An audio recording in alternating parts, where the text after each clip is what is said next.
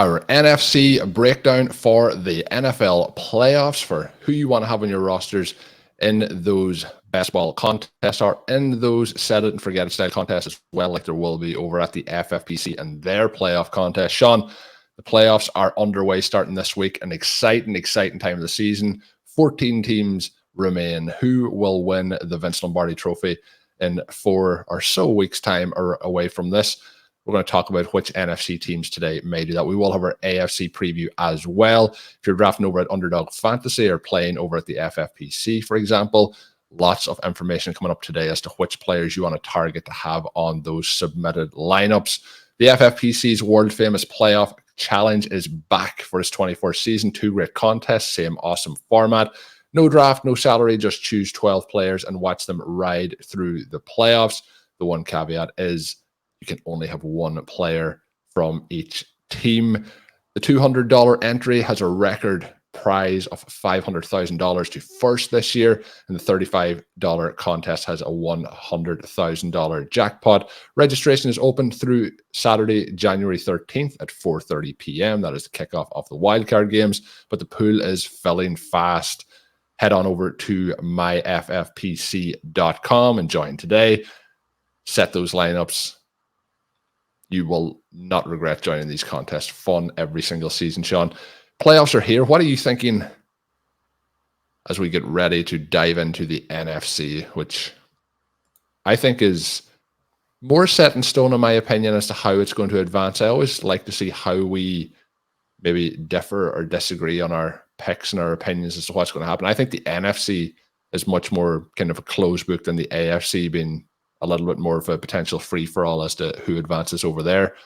What's your early thoughts here on the NFC before we dive in deep? Well, Colm, I'm going to come at it from the other direction. I think that the NFC projects to be a lot of fun with the 6 and 7 seeds now really roaring. You have the Los Angeles Rams, who look like they may be one of the very best teams in the playoffs. They are going to strike out against a Detroit Lions squad that has been very, very good at home, but is now missing Sam Laporta in all likelihood after the Lions make the difficult decision. I mean, there are always going to be trade-offs when you're talking about playing your guys in week 18. But that game right there becomes not a toss-up, but certainly a game where you could easily see the Rams come through. I was rooting really hard for the 49ers in this sort of weird week 18 game where neither team is playing, really any of their key guys. The Rams are able to come through toward the end of that game, and as a result, they have the 6th seed. Your Green Bay Packers, though, I don't know that it's definitive that the Rams are the tougher opponent when you look at what's happened in the recent past. Obviously, the Rams have been a team that's rising, but the Packers also a team that Colm is rising. Now, we know that your Green Bay Packers are a much easier matchup on defense that potentially allows CeeDee Lamb and company to go off in a huge way. We know that the Dallas Cowboys also have huge home road splits. And so this game does really project out to be not even necessarily an easy win, but a shootout that the Cowboys probably get out ahead of and control. And yet what we have witnessed from the Packers over the last month is that they can win these shootouts. They have so many different weapons they can go to. Jaden Reed has been a revelation. Tucker Kraft has been a revelation. But then, you have the game yesterday where it's Dontavian Wicks, Bo Melton, someone who is emerging. You think about it from the Lions' perspective, and especially without Laporta, I mean, they're going to have a difficult matchup either way in this game. And then, Colm, we get to the 4-5 matchup with the Buccaneers and Eagles, and you have a situation where the Buccaneers, like some other teams, and certainly the Buccaneers came out of this much better than the Jacksonville Jaguars, who actually lose over on the AFC side and end up out of the playoffs. But to win 9-0 against the Panthers in this win and in situation for them, that's not going to fill you with a lot of confidence in where they are, even though this is another team that, generally speaking, has been rising, although their performance over the last 2 weeks getting hammered by the Saints, struggling against the Panthers, maybe not as dynamic, but they're going to get to square off with a Philadelphia Eagles team that's an absolute free fall. that opens up a lot of different things in terms of how we might play this contest. So, Colm, 14 teams in the playoffs. For the FFPC contest here, we're going to choose 12 players. Break down for us how this works, where these players need to come from. How do you need to fill out the starting positions to get to your 12-man lineup?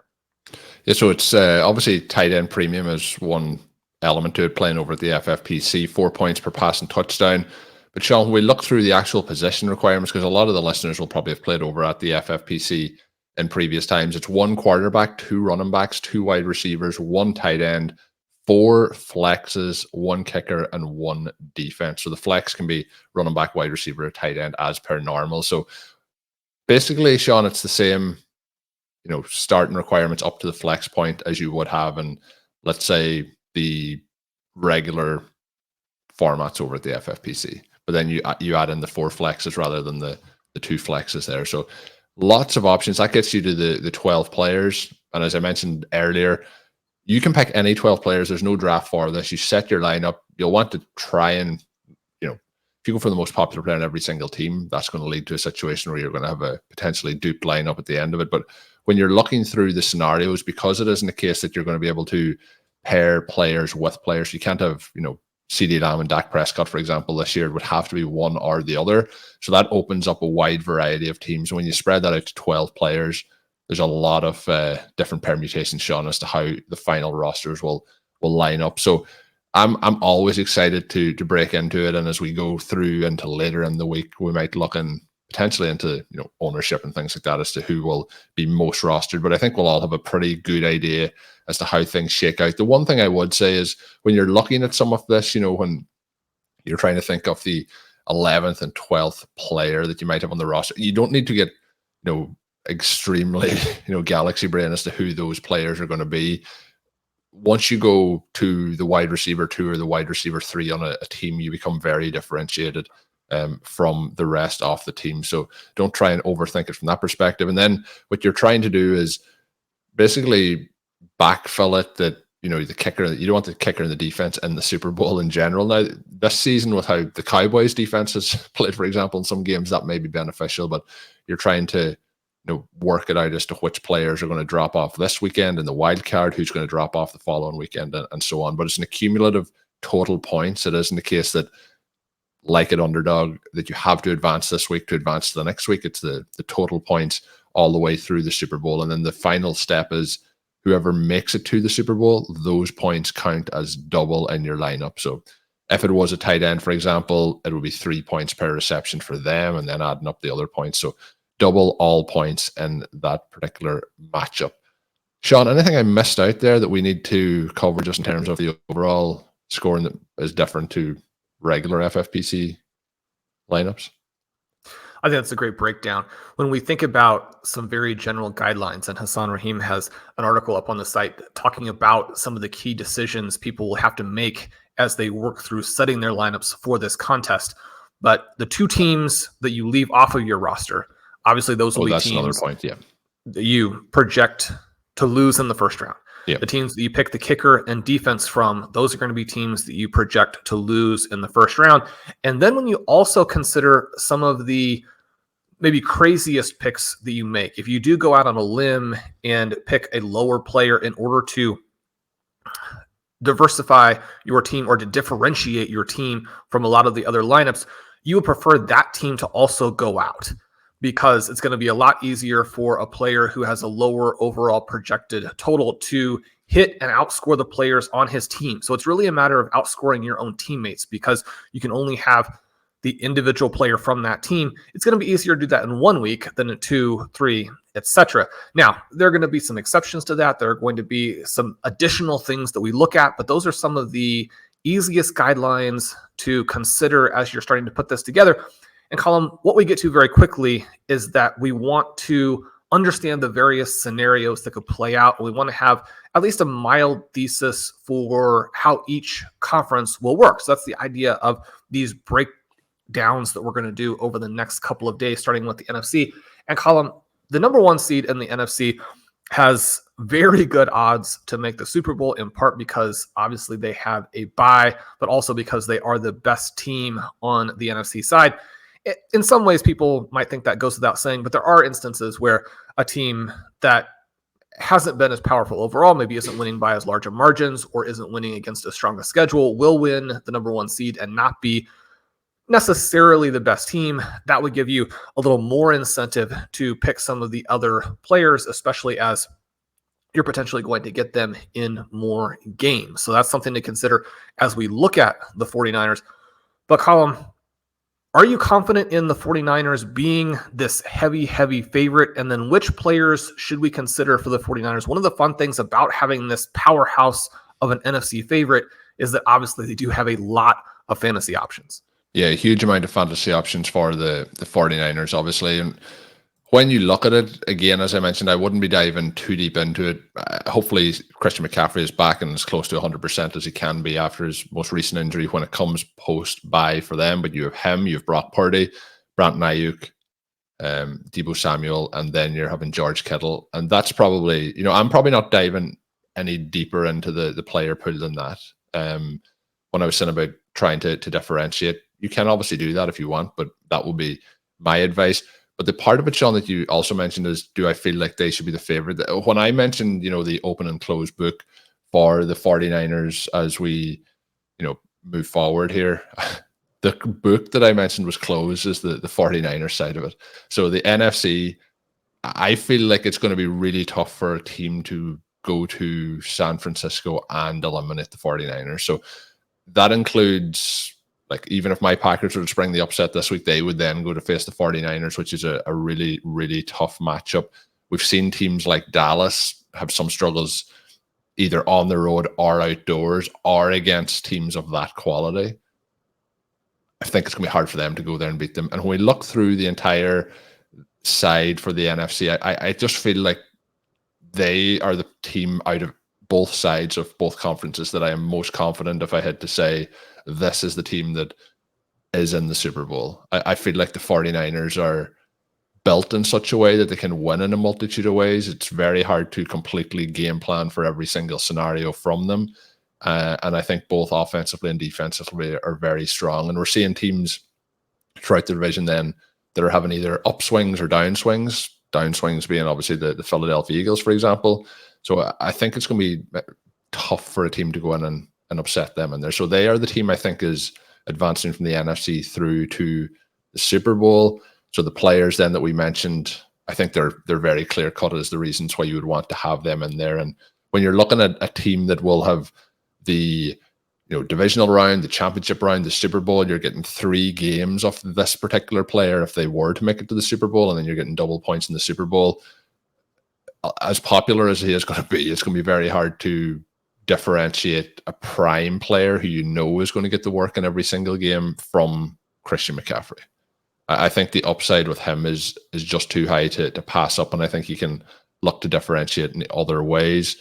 I have 2 questions to bounce back to you, and that is, am I too bullish on the 49ers? And then the second part is there a player rather than Christian McCaffrey that you would rather have on that lineup? And then the question that we're going to jump into after that is, if not the 49ers, how does the rest of these teams deal in those matchups? So 49ers focused first. What is your thoughts on them as the Super Bowl representative for the NFC here? My immediate thought is that a lot of the models are overconfident in the 49ers. You think back to the stretch early in the season when they struggled. You think back to the apocalyptic performance of Brock Purdy against the Baltimore Ravens very recently. And this is a team that, when confronted with other elite teams, can run into trouble, which, again, there's nothing like controversial or especially insightful about that statement. And I do think that if they get a first round upset from other squads, then this potentially could become more difficult for them.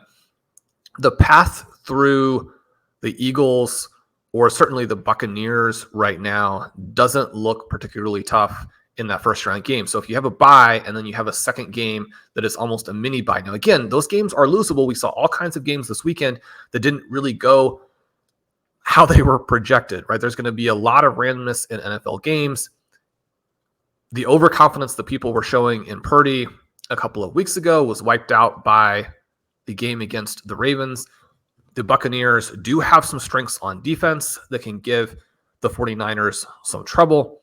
But I think that if you get a win by the Rams against the Lions, and as a result, then the Lions, unless your Packers also win, the Rams then would go to the 49ers. I think that makes it a more difficult draw because now you're going to have to beat both the Rams and, in all likelihood, either the Cowboys or the Lions. Now, the funny thing about the Cowboys and the Lions is that part of the reason that you're going to like the 49ers to make it through is that they are guaranteed to not play the Cowboys or the Lions in this second round.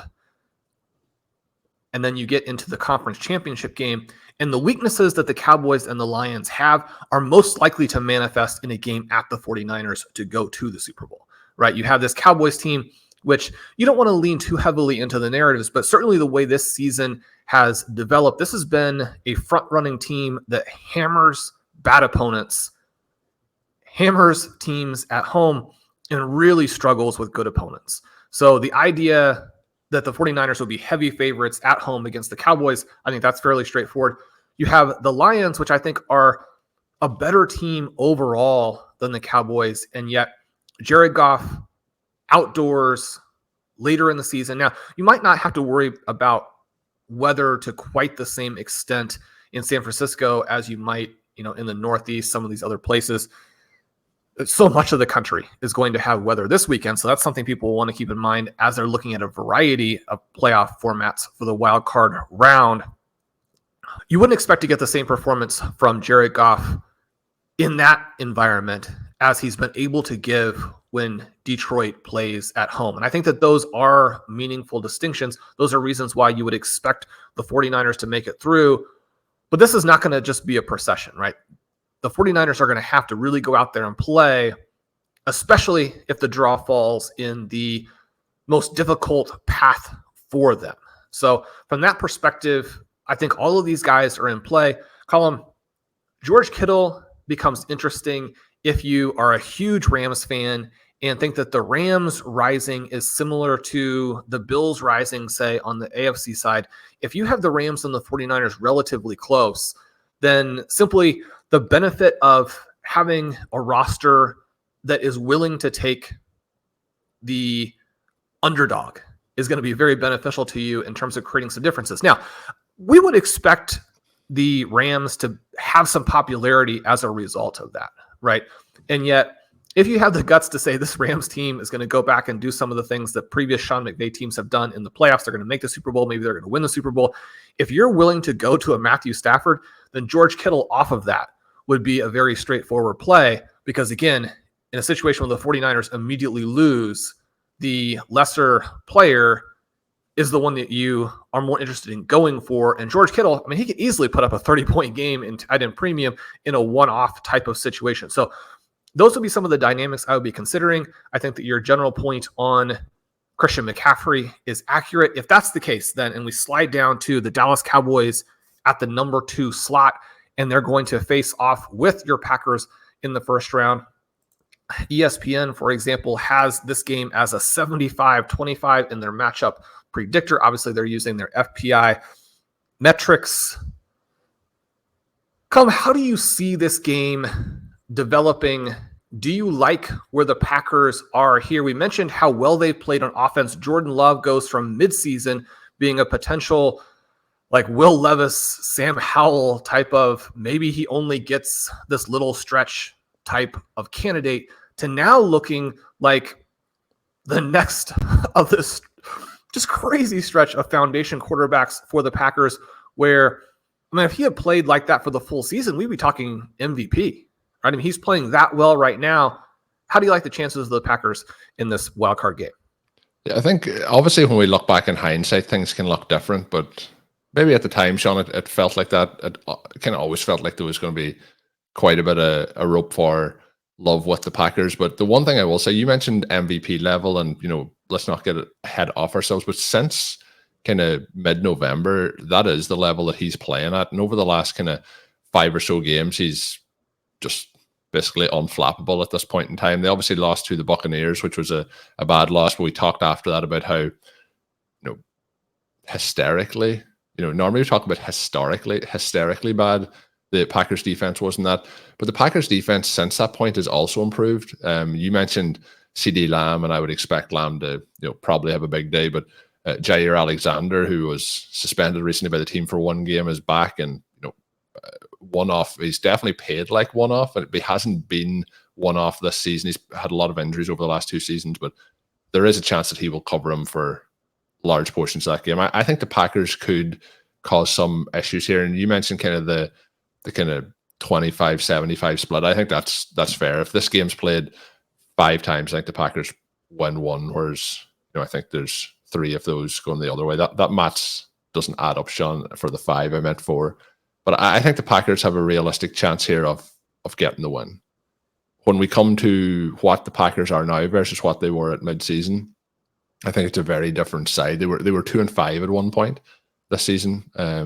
So I think they're pretty live when we look at who could win this week, particularly in that game. And I kind of feel like all the underdogs are pretty live in the NFC side, but it's the San Francisco part that I mentioned earlier that's the part that I can see it going in a multitude of different directions, but I still feel that they are the one that advances beyond that. So I feel like the Cowboys are going to win, but I also think that the Packers are quite live with an opportunity. We've seen sometimes when things haven't gone the way for the Cowboys that they would have hoped in their game plan, that things have fallen apart. There's a lot of obviously historical influence in this game with Mike McCarthy facing off against the Green Bay Packers. The Packers have had a really good record in Dallas as well since they opened that new stadium. So I'm excited for it, and I do think there's a chance that they could upset the Cowboys in this one. From teams that I would be looking to avoid, these don't fit into that category for me when we're looking at teams to just leave off the docket for those 2 particular teams. But there is a lot of players, and the Packers side of it here is where it becomes quite hard to play. And if I was looking at probably the 2 most likely plays from the Packers side, it would be Aaron Jones and it would be Reed. And I think that's where the difficulty comes in as to how you fit those guys in your lineups over other players. So while I'm trying to squeeze them in, I can understand if people think that either the Packers won't win or that they are not reliable enough fantasy options to put into the team. Then on the other side, it's obviously Dak Prescott, CD Lamb. I think Ferguson's probably an option, but might be taking a stretch too far. And then obviously if you need to fit in the running back, you've got Prescott. But Shawn, if it's a case that the Packers are potentially live in it, the Dallas kicker could come in as an option, but that's more me, looking ahead with a rose-tinted glasses as to what might happen. With the Packers, do you think that the path for those players to have success is a bit too thin? That's one of the things we're seeing. The Packers at the moment offensively are doing very good things, but the problem is that it's been, and this was one of the problems with Aaron Rodgers, was it was so focused on Devontae Adams that there wasn't a lot of other pieces around it. But now there's so many players getting targets and receptions during games that the volume is probably not there for them to have even multiple breakouts back-to-back if they did advance. Yeah, if the Packers advance, then you start to run into some really interesting difficulties in terms of how you want that team to be set. If they lose in a shootout, which seems like far and away the most likely occurrence, then they're very, very interesting because you have so many different ways that you can play it.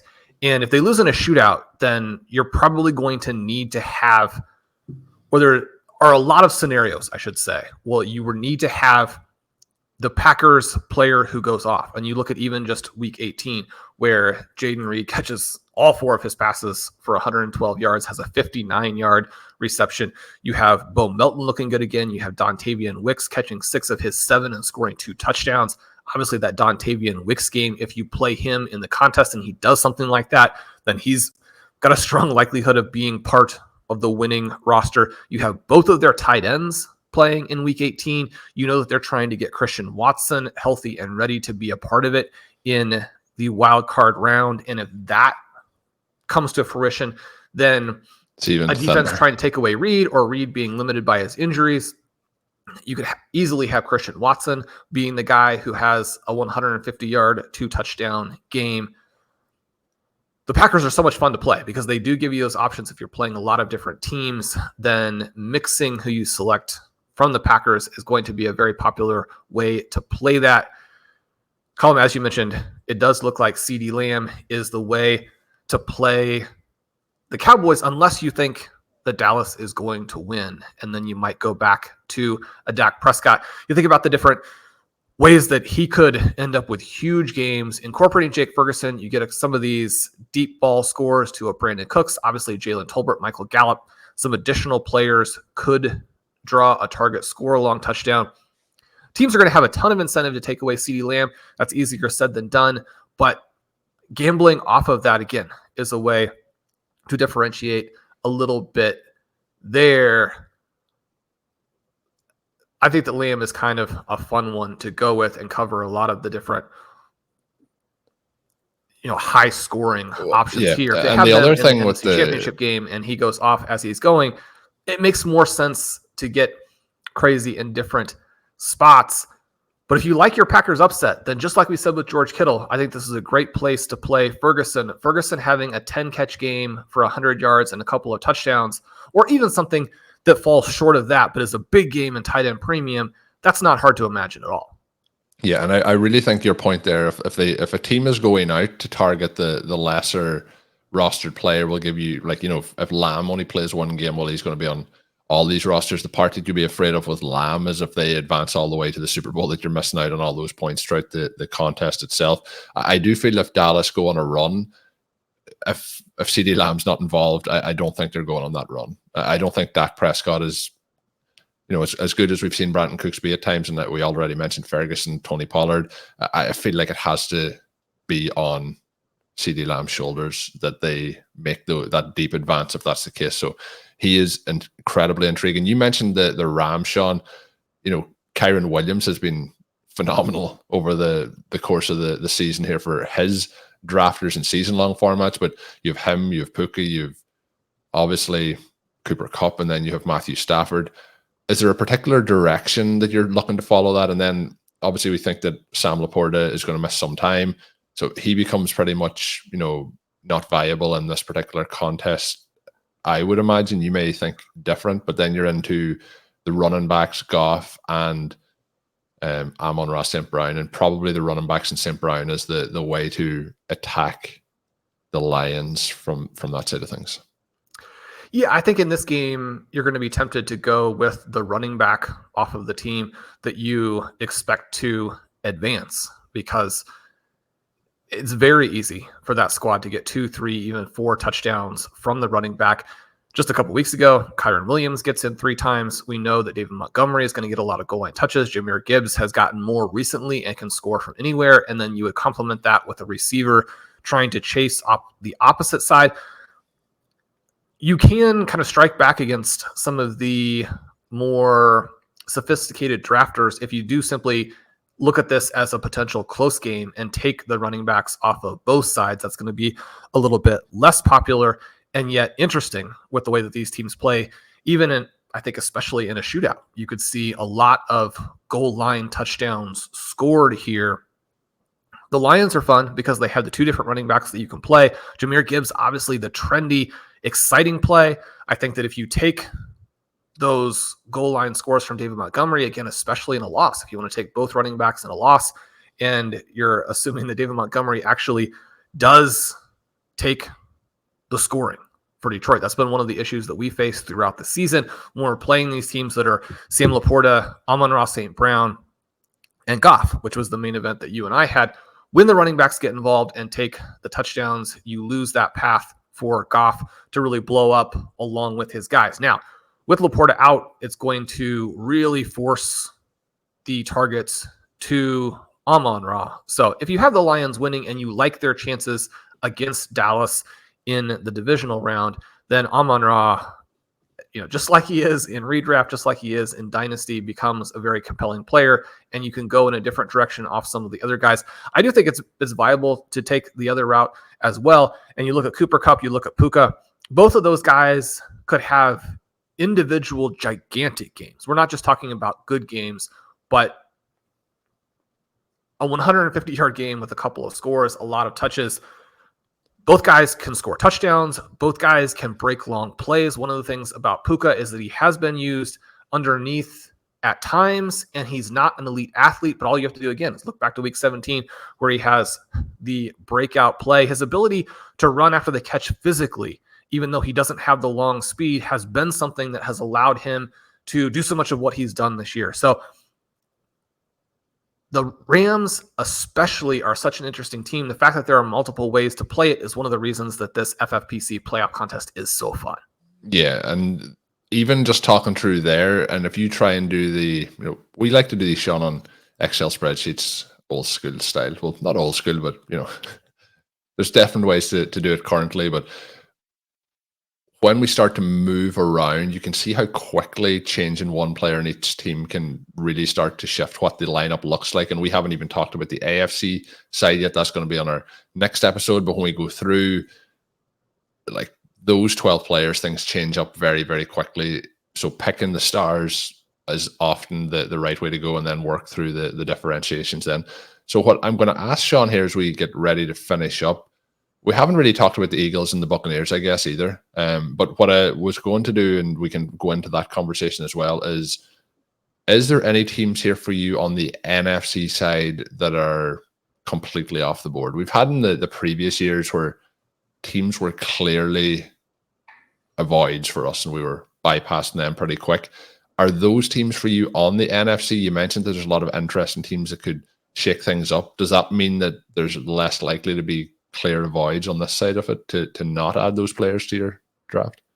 I think so, because with the specific profile that the Eagles bring, it does pull the Buccaneers players back into the equation, where the Eagles defense has been so bad that if you get a big game from Mike Evans, that's not going to surprise you at all. If you get one of these performances from Rachaad White that we got for the vast majority of the season, that's not going to surprise you.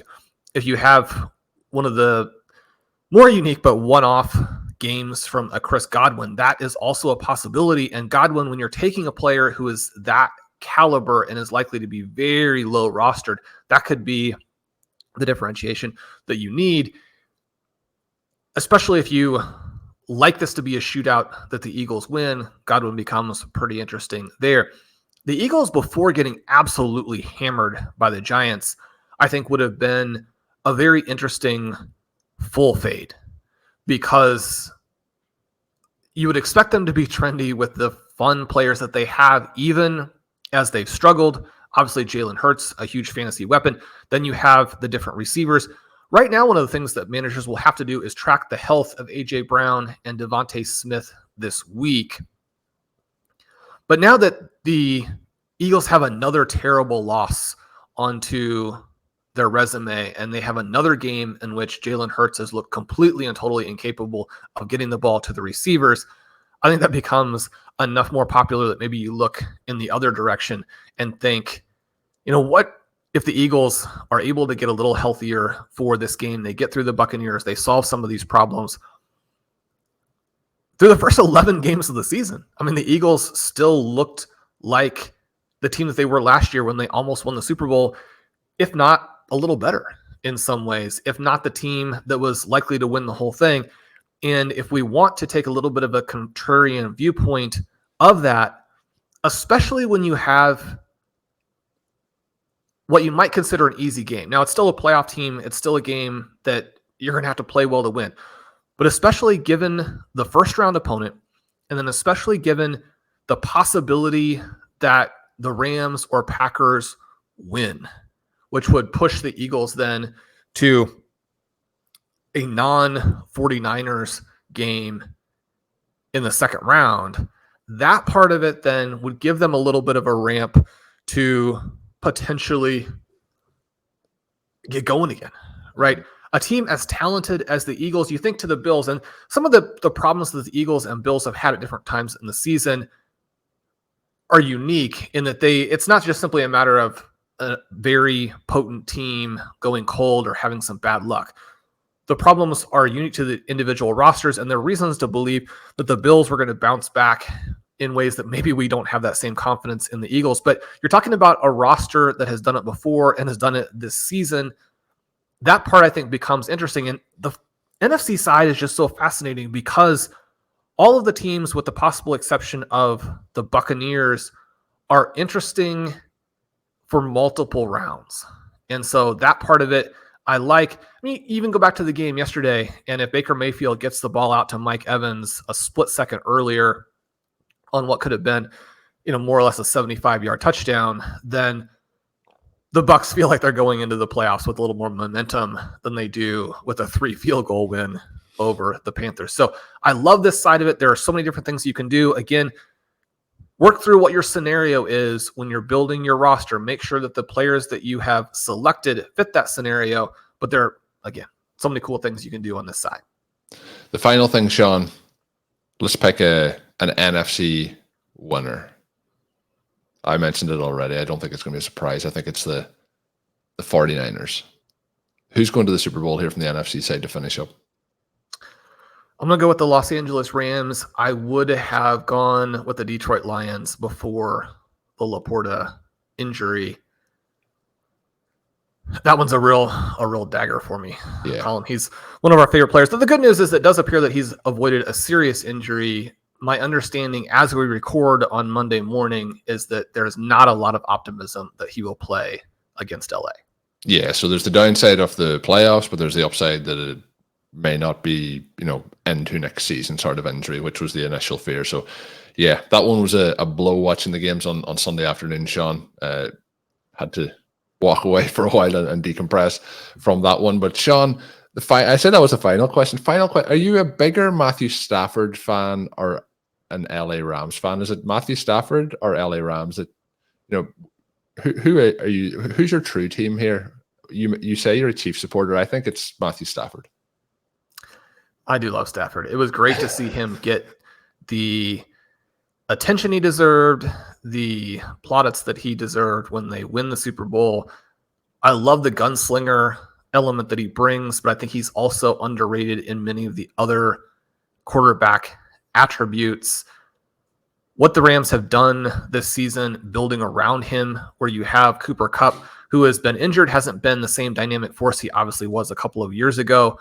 But you have that component. You have Puka Nacua, who really is, if not the best story in 2023, one of the top 5. He's added a secondary element. And then you have Kyren Williams and the breakout there and the overall scheme for the Rams. Colm, obviously the 49ers are the very clear favorites to make it from the NFC. I do think that if there is a team that mirrors them very closely and brings a lot of those same things to the table and can create not exactly a toss-up, obviously playing that game in San Francisco, but if there's a team that's hot enough and talented enough and has the experience from the coaching staff perspective, the quarterback perspective to challenge and win, again, this isn't controversial. It would be the Los Angeles Rams.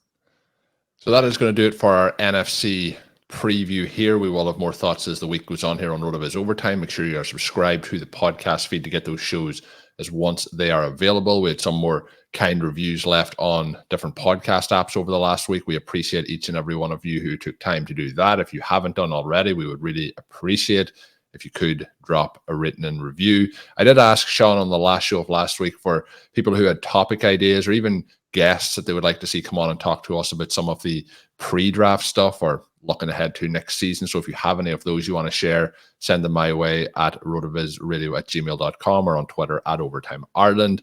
The new code is set up for RotoViz subs over on rotoviz.com. You can use the code RVRadio2024 to get yourself a 10% discount off a RotoViz NFL Pass to set you up for the entirety of 2024.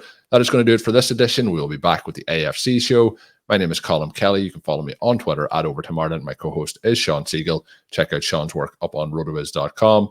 And until we are back, have a good one.